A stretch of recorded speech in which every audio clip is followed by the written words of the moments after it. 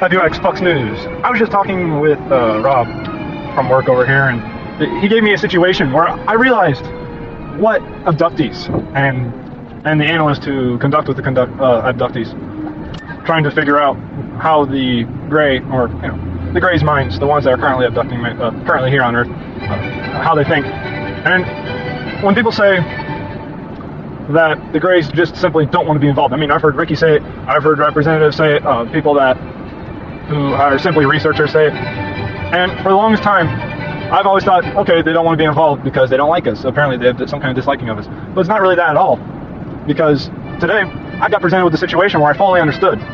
Today, Rob was saying, look, if you had a son, and you had to save him, or you could have just went high and dry, and instead of trying to go save yourself, and with time to spare, you tried to save him and got killed in the process. And now your wife's being sued for whatever happened.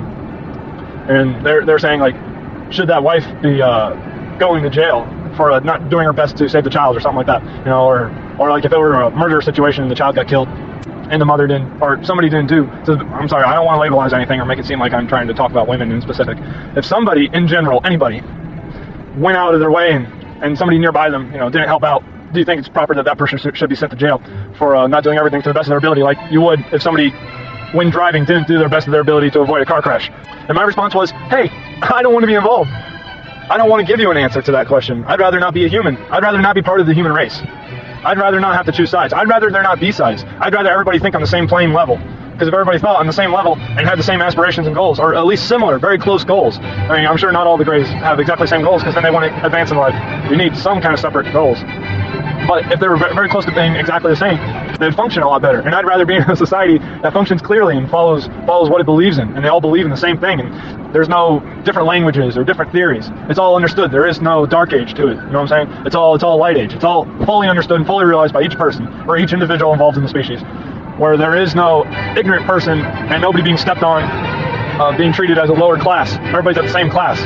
My foreman was like, when I told my foreman that, he was like, that's not possible. Not everybody can work off the same class. Hey, dummy. It just got really awkward, because I didn't want to start talking, and then, because I know that anything I'd say, he's the type of person that just spit it back at me and try to make it seem like I'm the idiot, when he has absolutely no clue what my point is. You know what I'm saying? Like the kind of people that they try to make it seem like the point that you're getting to is something completely different from what you're thinking, and they just don't get what you're thinking. They don't get it. They don't understand what you're really saying. They just see it as what they want to see it, is what I'm trying to say. They see it as how they want to see it. And he's one of those people who'll he'll take whatever you say, and he'll only take out the parts that he wants to hear. He won't take out the rest of it. And because he only takes out what he wants to hear, he doesn't benefit from life. So, I mean, there's no point in arguing with him. I think that there's healthy arguments, and there's just pointless arguments. And I don't like pointless arguments. I like beneficial arguments. So it just got really awkward, like really silent, and I could feel like the negative energy protruding off of him. And it was coming off of me, and it was just very awkward. I could feel it without even looking at him, But I realized, it's just when it comes to the human race and how we're so diverse and so screwed up, because everything in society these days, it's all being pushed. There's so much push for everything to follow a certain guideline. And when everybody's pushing to follow a certain guideline, everybody retaliates.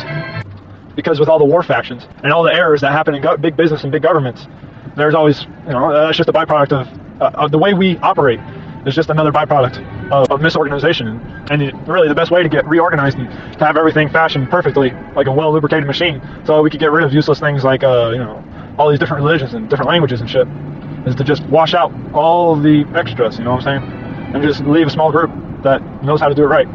But when the Greys were saying to the abductees that they really don't want to be here, but they're here as a failsafe to ensure that our species survives. They're not doing it for personal gain or anything.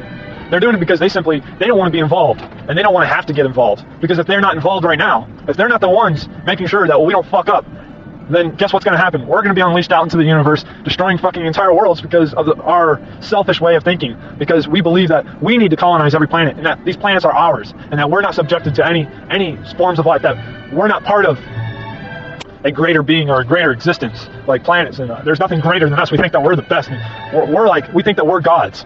We have a god mentality, and yet we believe that there's a god above us. Some idiot decided to write in a book that God created man all equal, and all in the image of him, in the image that we're gods. But we're so far from perfect, we're idiots, and we're really falling down a plane. And with evolution, it's always a jump. If you've ever noticed, it always takes something drastic to really change people, to change them physically and also mentally. We physically, every picture that you've ever seen of evolution always shows it in stages. It doesn't show it as like just a clear change, like a video, you know? Like, you know, when they do those progression videos where they film like a mountainside and they speed it up to show the clouds go over it like a wave. They don't do it like a progressional video like that where they just show the person getting bigger and bigger, smaller, smaller. That's because it didn't happen like that. It all happened in spurts, like growth spurts. Everything happens in spurts. There are changes in spurts. It may change little by little throughout, just like we're another function of that change. We contribute to its change. But more importantly, it controls more than we do. And furthermore, the Greys just understand that they're part of the change of the Earth too. They're subjected to the Earth's changes. If they weren't, they wouldn't be here.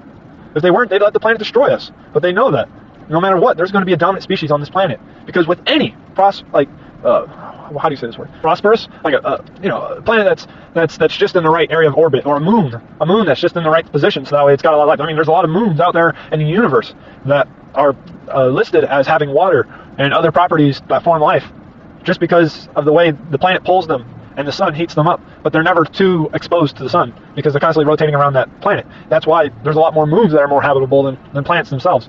It's also why they think that Earth at one time was a moon that got knocked out of orbit because it's in such a right position. That species like the Greys, as soon as they saw it, they're like, we got to be there. We got to make sure that whatever dominant species grows there doesn't do something stupid and try to destroy all the races out in the universe. Because I used to think like, okay, the ancient people the ancient species were all at war with each other, and they were all in space, because I saw that in the hieroglyphics. But what it was really showing, when I went back and reanalyzed the hieroglyphics, I noticed that they weren't showing them fighting with other species in space. It showed them fighting with man, because the other ships that they were fighting, they weren't ships like theirs. And any high-level species, if they're all around the same level of thinking, then they're all going to have the same type of vehicles. So then why were the ships that they were fighting completely fucking different? They looked like the airplanes that we have today, and that was in the hieroglyphic. That's because that was fucking mankind. Believe it or not, we have been around for many different decades, different eras, like Atlantis, and before that. The Earth has been around a lot longer than mankind, so there's plenty of optimal space. And throughout any planet that's going to prosper like this, there's going to be one dominant species. So quite simply, they just don't want to have to be the ones that get shot in the crossfire. They're trying to take care of us. I mean, I guess to us they may look like our enemy because we're so primitive and barbaric that we just attack anything that doesn't do as we please. That's beyond our level of understanding. But, you know, they're our failsafe, and we can't kill them, we can't destroy them. They're way beyond us, but sorry. So it's not that they don't want to get involved. It's that they don't want to have to get shot. I already said that. It's that things will happen if they don't get involved. So they have to be here. In a place where you can manifest anything, the dream state is based on the form of consciousness. Now, I actually remember when Ricky was telling me about his dream that he was having, where he was able to create a house that he had manifested, and now, whenever he goes to sleep, he can go back there whenever he wants, where he has families, etc. Immortal consciousness of the subconscious, anything of any frequency is possible. Meaning that it is also possible to dream of the fifth dimension, or the sixth. To dream about more than just your entire lifetime, which would be the seventh dimension. To dream about the entire lifetime of the universe, but in general. So, many people have heard me talk about, or mention, dreaming the afterlife and self-awareness in the current life. But I've never really gone into detail about it. So, here we go. Think about your spiritual... You gotta remember, let's first start off with the fact that everything is ran by electricity. On even the most microscopic scale. Even our atoms are powered by friction, tension, pressures being pushed up against each other that create energy. And those energies build up, and they form physical objects. And everything around us is created by electricity, by friction, by pushing and pulling, and by vibration. Now, in the instance of vibration, now using quantum physics, the power of thought and focus is used, and the power of creation is all used through vibration. But what do vibrations have to do with dreams? Well, our brain acts as a camera, taking in images and transponding them into a sort of film, or memory chip. Just like the brain, it has the capacity to capture and transpond moving data that has been transferred from the eye, that records it in various colors, and in an instant, the event is recognized by our cells, and everything that happens is recorded. The brain becomes a transmitter, capturing images that have happened, and interacting with them through thought and confliction, using inner vision to pull out those images once again. And when vibration is increased in any sort of object, the particles will start to expand, the atoms will start to lose their power, and basically, physics starts to go out of whack. If you see an animal that's raging and attacking, and it's trying to defend its young, and it's got the protective instinct, it's got its adrenaline flowing, you don't even have to be looking at it to feel that it's exerting something. Which is where the ideology of people being able to feel out anger and happiness, like when someone's angry, they can feel it, or when they're happy, they can feel it. That's because there's a very minuscule change that goes on when a chemical response is hit. Now, scientists don't know why these electromagnetic energies can vary in densities based on chemical reactions inside the body, that they don't fully understand how the brain interacts with such chemicals. Scientists, not even scientists, observers have even noticed that when a person dies, or a dog dies, or any animal dies, that is above a fish, that pull, that force, it disappears and you can feel it, because we are living in the fourth dimension. We feel everybody around us, but because it's a different frequency, we don't fully perceive it. It's like when you have the radio on and you're tuning into the different frequencies and you're in between stations, and you kind of hear one station, but you hear the other one way more clearly. That's exactly what it is. And as soon as we die, we leave this entire frequency. We will no longer be in the third frequency. We'll move straight to the fourth. And in your next life, you'll get to go through it all over again.